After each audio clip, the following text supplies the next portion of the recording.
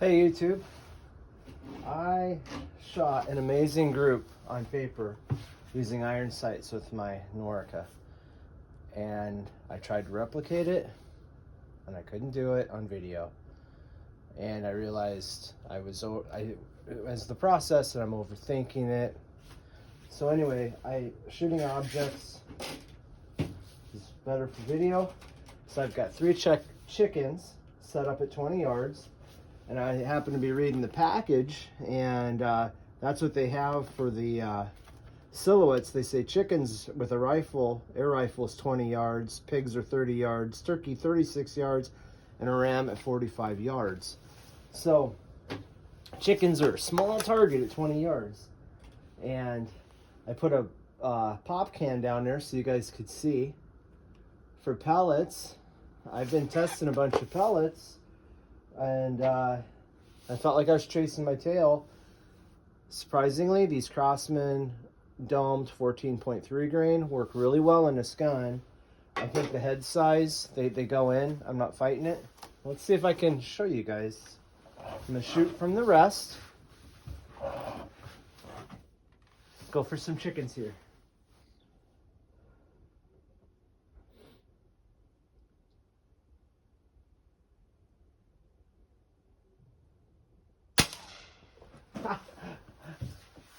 I only have 3 chickens because I lost one somewhere in the yard at some point. I gotta order more silhouettes.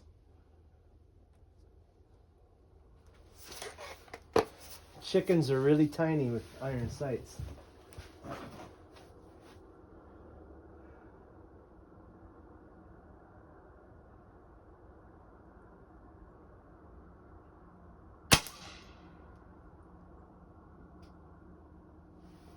It sounded like a hit to me.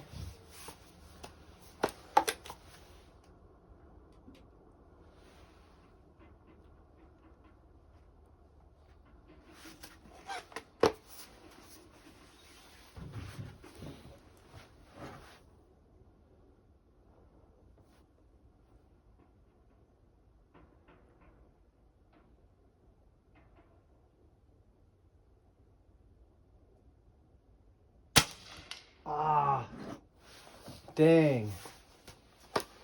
I kind of looked at that one too long.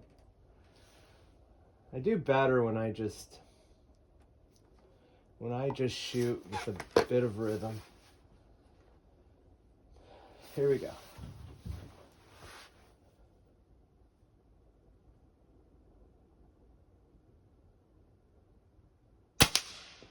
Smack.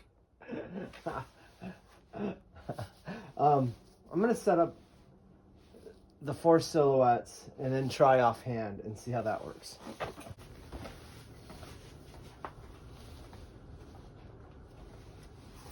All right, here we go. I'm gonna do this offhand, standing.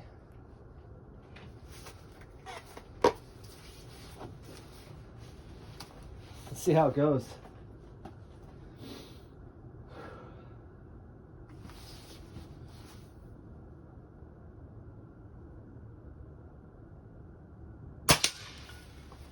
Okay, that's good.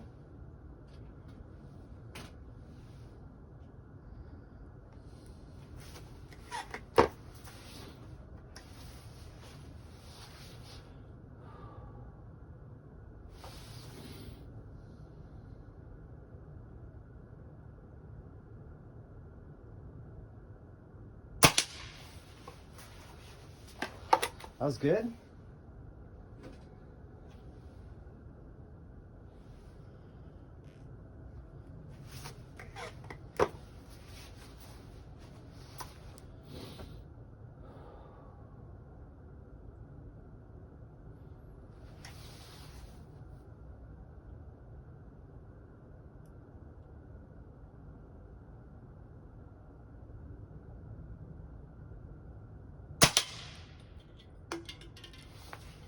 Huh. I actually wasn't sure I was going to get him. I was about ready to put the gun back down because it took too long. Okay, chicken time.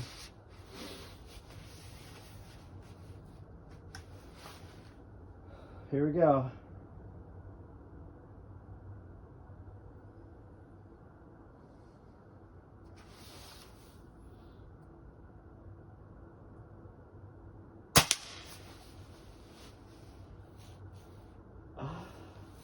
So the reason I wanted to do this is a couple of reasons. One, I want to do something different and practice my skills. Two, there's really no shortage of YouTube videos of the guy sitting behind a table or a bench with a bag or fancy rest shooting stuff, which is cool because that's what you want. A lot of videos I watch, I want to see how the gun will do. I don't, not the guy.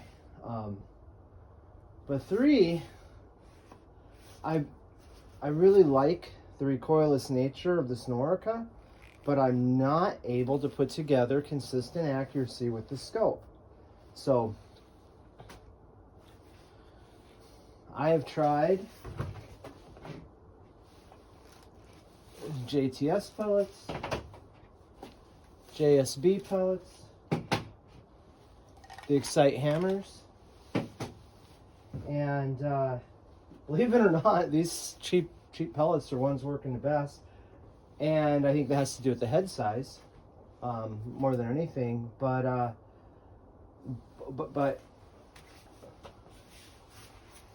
with the recoilless nature of the gun and the chassis, I think I'm potentially having an issue with the scope.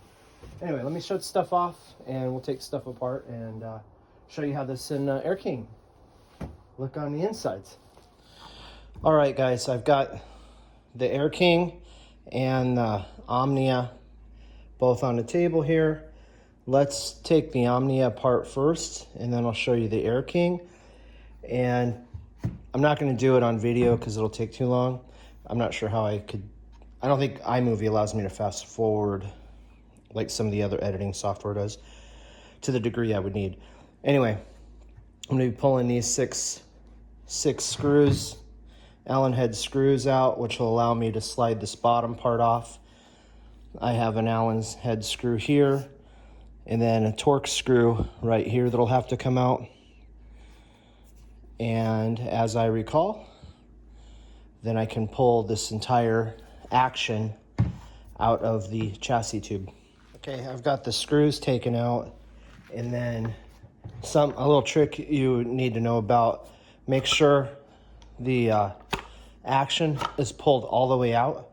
That'll allow this bottom cover to slide out. It's got that rod right there that slips in the bottom of this, and if you don't, you won't be able to get it out.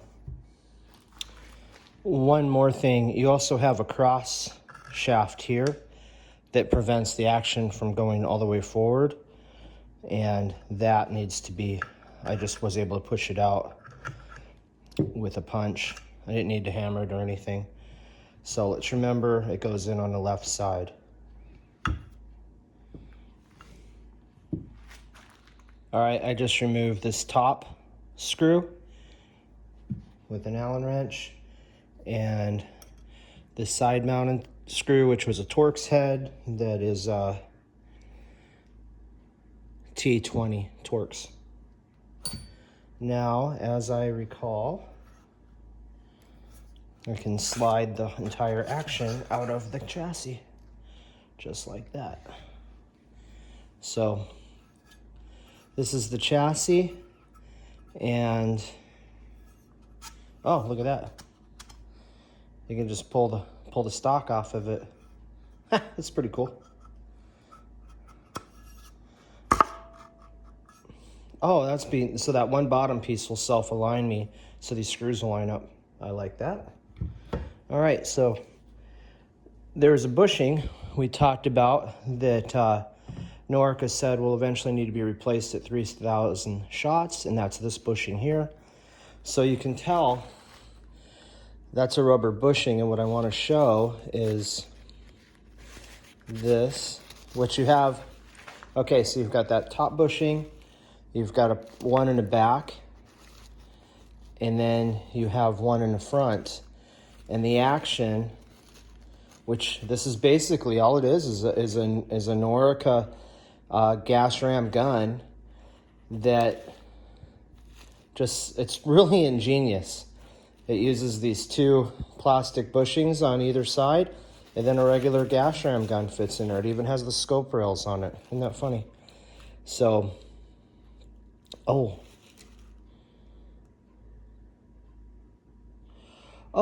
duh. I'm sitting here trying to show you. It's sliding in and out of this. This is all tight. So you've got this piece and this piece, and then when they're held in place, I guess I should have shown that to you. I wonder if I would have been able to, well, not really. But this is like an hourglass shape, and then it allows this thing to rock back and forth with this being stationary and this piece being stationary. So, yeah, leave me some comments or leave me a comment below if I'm not explaining this correctly. It might seem a little bit confusing, but it's really simple. This is just sliding in and out of the chassis. So this entire assembly is just being fixed in place here. The bushings are, and then it slides back and forth. All right, that noise in the background is my boiler running. I'm doing this in my garage. So there's your trigger, and because the entire action moves, notice that slot there, the trigger actually moves back and forth. And don't go, oh my gosh, that's terrible. Well, you've got the same situation on the Air King, so it's the nature of stuff sliding around to reduce the recoil. So what I'm gonna do is I'm gonna put this back into the chassis, and then I can show you that, I believe, because I seemed like I was looking at it move. Okay, hang on. Oh, just some minor things I was noticing with these. And I asked Norica, my contact there, Fernando, about these, and these basically, the yellow one's the one that they've seen to replace after 3,000 rounds. These were lifetime, from what he said. And if you did need to replace it, looks like you had a Torx head screw there, and it would just slide right off the back. And then to me, it's really pretty genius to make a standard gas ram brake barrel recoilless. There's your screws on both sides that would mount into the stock, and that's what's just holding that bushing on. Pretty cool. And then you can actually get at your screw to make sure that the action stays tight, or that the breech stays tight.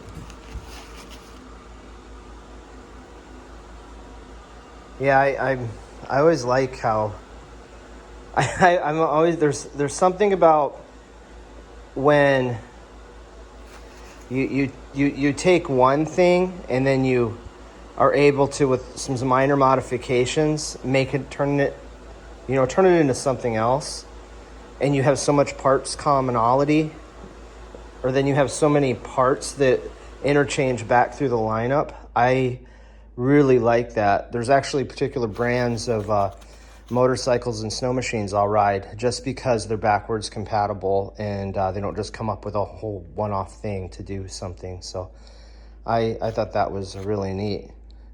Because I was like, heck, if I decided I didn't like this, I could just get a Norica stock and put this action in a Norica stock and just have a standard gas ram gun.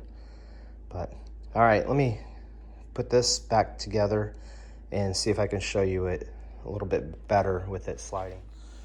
I think I must have been looking at the parts breakdown or something, but that's the action sliding back and forth. And this is, or maybe I pulled the seal out or that bushing out. I don't know what I did before, but it's kind of like a figure eight or an hourglass, and that's where that stiction back and forth.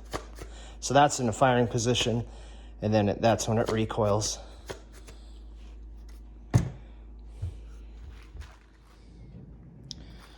All right, so now we've got the Air King, and I'm gonna pull this scope off just to make my life a little easier. I don't know that I'm gonna leave this scope on this gun because it made for a very, very heavy air gun.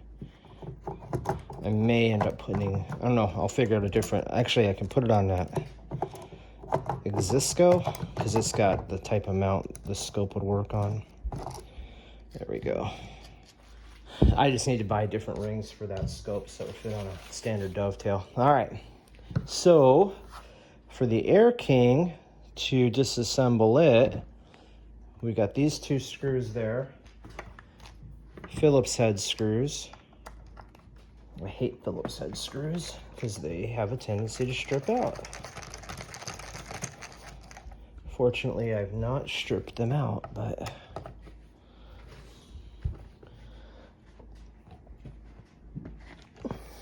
go.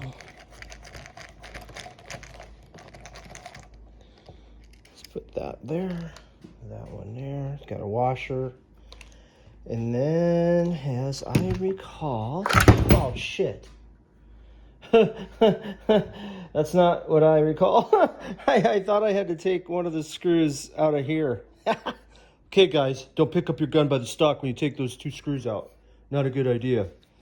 So you can see that it's got, everything has been machined out of the wood stock. Pretty complicated. You can tell why the thing costs a lot of money. Then you've got this metal insert here. Put the stock to the side. Alrighty. No. Do I remember how all this stuff goes? Crapola. Okay, so we did have one there. And then, there's a piece of rubber. And then metal, and rubber sandwiched. Those were the 2 screws in the stock. And let's see.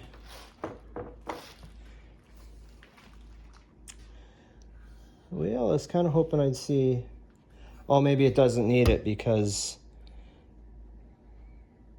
oh, that's why that had the other washer, because it's going right on wood. This one has the metal that it's resting on, so you only have a metal washer, or you only have the rubber and then the metal there. So that's that. Well, that's kind of neat. You guys got to see how I figured it out, just like me all along. So yeah, your action is sliding within the stock here. And this is what I kind of thought was funny and cheesy. And this is what I kind of thought was a little cheesy is, oh, piss. So I always thought this was a blued barrel. It apparently is a shroud that's on there. I thought that was, I don't know. I was a little disappointed seeing that. But, so this is the bear trap mechanism here. Anti-bear trap, you could say. And then the entire, so this gun, how it works, this whole, everything here is sliding back and forth. Well, just like the Norica, just different. This is much, much heavier piece. And you're sliding on these really nicely machined brass blocks. And then there's a little O-ring here that kind of cushions the recoil. These pins are on, they've got clips, you could replace the pins. When I had this out apart before, I actually put a little grease on there. And I'm assuming these might have kind of oil impregnated brass, maybe. I had bushings like this on the front end of my snow machine that I bought aftermarket, just because they actually had lubricant to them. And then, again, you've got the same thing here. This one's a little lot stiffer, and it slides back and forth. It's got 2 rods it's sliding on. And then I'm assuming you've got the washers with the rubber to kind of help dampen vibration. So that's kind of, there you go. That's kind of neat. There's the mystery solved. And here's that's plastic. Here's the trigger assembly on the Air King. Oh, there's a little adjustment screw there. So then you can see the spring, which I've never put grease on that spring. And after shooting, so one of the things I really like about that is the smoothness. And this one I noticed the twang. But that said, I never noticed the twang until I got the Norica. I never noticed it twang. So that was really, really surprising to me. So I'm gonna put the Air King back together, and then hopefully the boiler will shut off and we'll continue. All right, if you have one of these, you may have trouble lining this up. And remember, these can slide independently, so I just had to slide this one back to line it up with the screw holes to put the stock back on. One of my viewers had one of these and something broke, and I don't know what broke in his, and I don't remember exactly what he ended up doing, if he returned it or what, but he had a part fail in his Air King, so he was curious what mine looked like if things had changed. So the action on the Air King is, you can watch this entire assembly, well, the entire action sliding in the stock, and now we know how it works. Pretty neat. I like taking the mystery out of things. So this is a very, very nice gun. I really like my Air King for carrying something. I really like this. It's very, very accurate with iron sights. It's smoother than the Air King, and that may be by virtue of it being a gas ram and the Air King being a Springer, because I noticed the twang in the Air King, which when I first got that Air King and I shot it, it was the most expensive air gun I bought up until that time. And I ran inside and I told my wife, like, oh my gosh, that thing was, it was so smooth. I'd never experienced anything like that. And I went and told her, like, oh my gosh, that must be what it's like, when you spend a lot of money and buy a really high-end air gun. And this one's smoother than that. It's pretty amazing. So let's go to what I think the downside is. And I'm not 100% positive, but so many guys have, well, there've been a number of guys that left me comments, and they see the groups, and what they think is going on is your scope's mounted to the chassis rail, but remember, our action sliding independent. So this thing is, there's ever so slight amount of play in this, and it could be that your scope being mounted here is aiming at one point, and then the action with the barrel could be very, very slightly off. It might rest in the same spot, and then it might not the next few shots. Shooting on iron sights doesn't matter because you're completely floating, or I mean, this is all floating, but your sights aren't changing. So I think that's what's going on, and I'm not 100% sure, but, and then I was thinking about it, well, after I shot this in the video, I went and shot one of my Springers, and I haven't showed it to you yet. It'll be in a future video. A very well-renowned, very, very well-machined, well-made Springer, and I shot better with this than I did the Springer. That was iron sights. And I got to wondering, like, well, is this thing taking so much of that Springer tendency to jump around that even if the scope isn't perfect, it's still better unless you're really, really good with the Springer? I don't know. You know, just something I was wondering about.